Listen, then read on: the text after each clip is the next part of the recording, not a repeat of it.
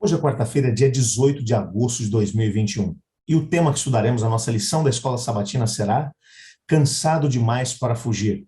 O texto que serve como base para o nosso estudo é 1 Reis, capítulo 19, verso 4, que diz: Ele mesmo, porém, se foi ao deserto, caminho de um dia, e veio e se assentou debaixo de um zimbro e pediu para si a morte e disse: Basta, toma agora, ó Senhor, a minha alma, pois não sou melhor do que meus pais.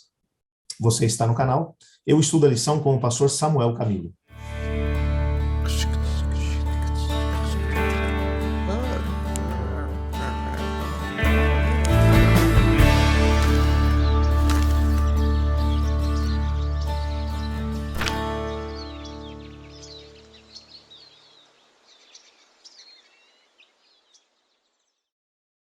Considere o caso de Elias, um homem de caráter íntegro, inquestionável fé no poder divino.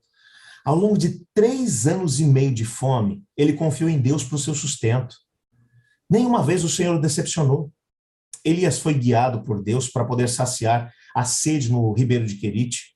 Foi alimentado por corvos e sustentado por uma viúva humilde na cidade de Sarepta. A sua fé era vigorosa e por meio dela ele desafiou os profetas de Baal no Monte Carmelo. Foi lá que experimentou o poder milagroso de Deus. Ele pôs um teste para poder demonstrar o poder de Deus, do Deus verdadeiro, em detrimento dos deuses que eram adorados pela nação, Baal e Asterote. Os profetas de Baal berravam, gritavam, clamavam aos seus deuses pagãos, até mesmo chegavam a cortar o seu corpo com facas. Mas absolutamente nada aconteceu.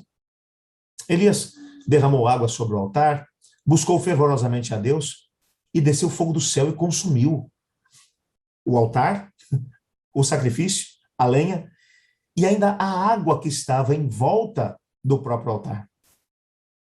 Logo após os 3 anos e meio de seca, as chuvas caíram. E por ordem divina, Elias participou da matança dos profetas de Baal. Que homem de fé, que coragem, que firmeza! Você pensaria que nada poderia abalar a sua fé. Com certeza. Eu olho para Elias e digo, esse cara, ele é o cara. Mas aconteceu algo que o abalou.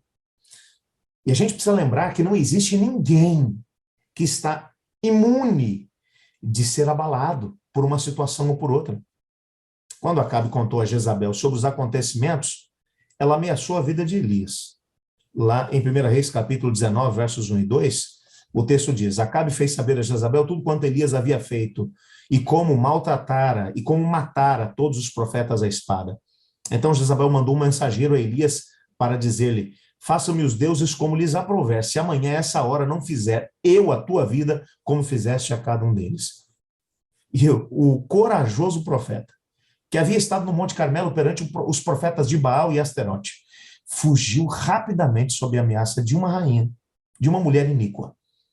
Cansado, esgotado, exausto, desejou a própria morte. O texto que nós lemos logo no começo mostra exatamente isso.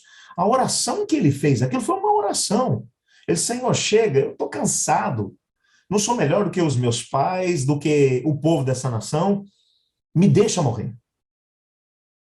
Ele, desanimado, encontrou repouso ao se deitar embaixo de um zimbro, que era uma árvore semelhante a um grande arbusto, que prevalecia nos desertos do Oriente Médio, e ao mesmo tempo oferecia sombra aos viajantes cansados. Ali, desanimado e sozinho, Elias dormiu. Dormiu até que um anjo o acordou. Preparou uma refeição para ele, deu-lhe um pouco de água para poder beber e o encorajou a dormir novamente. Isso aconteceu 2 vezes. E com a força daquela comida e bebida, e ao mesmo tempo do descanso que ele tinha experimentado, Elias viajou por mais 40 dias. Mas ao invés de retornar para Samaria, ele foi lá para o Monte Sinai, para uma caverna lá no fundo da caverna, e fez de novo a mesma oração. Senhor, não sou melhor do que os meus antepassados. Estou sozinho. Jezabel mandou matar todos os profetas, agora querem me matar. Me deixa morrer.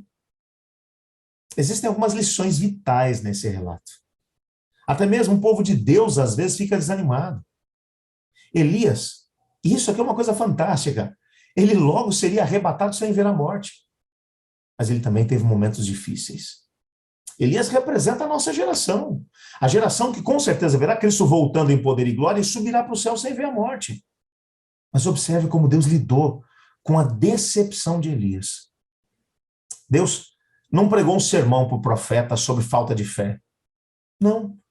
Não incentivou a ter mais fé ou a orar um pouco mais. Vai ler a Bíblia, Elias. Vai orar mais.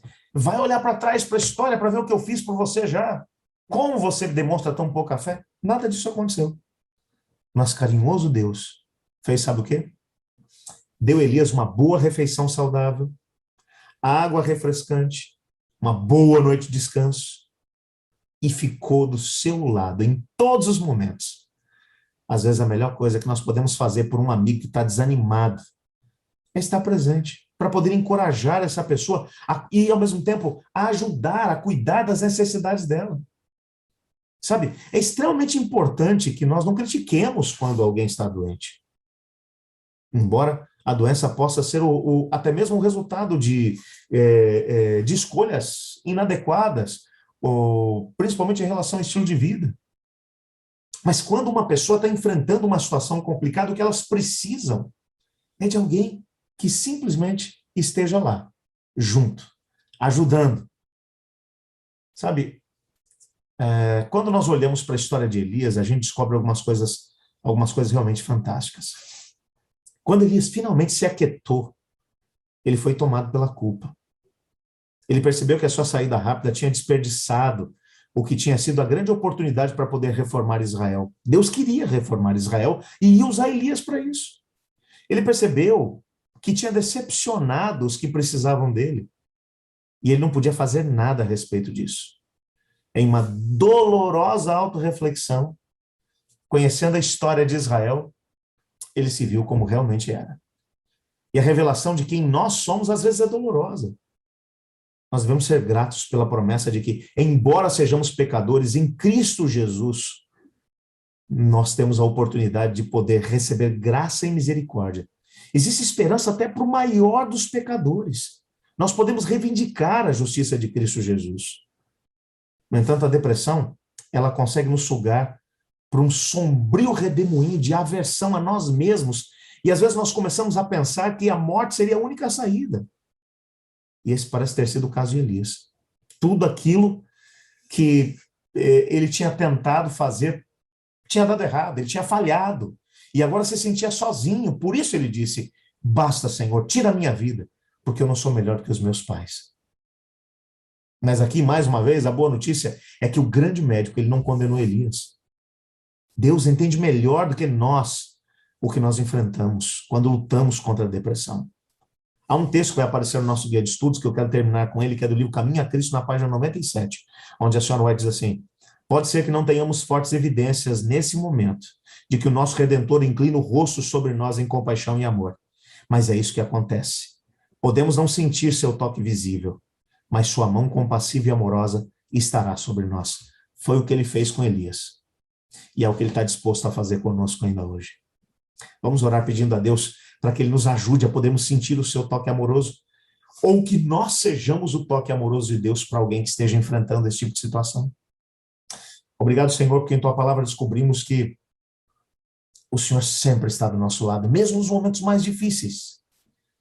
Quando Elias só conseguia pensar que a única saída para si era a morte, o Senhor ainda esteve com ele, com paciência, o alimentou, deu-lhe água, ajudou-o a descansar e, ao mesmo tempo, esteve presente com ele, se fez presente.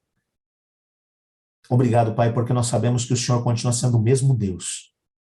E se por acaso, Pai, agora alguém que está enfrentando a depressão está orando comigo, eu te peço que o Senhor também se manifeste na vida dessa pessoa, como fez no caso de Elias. Pois em nome de Jesus que oramos. Amém. Eu estudo a lição. E você?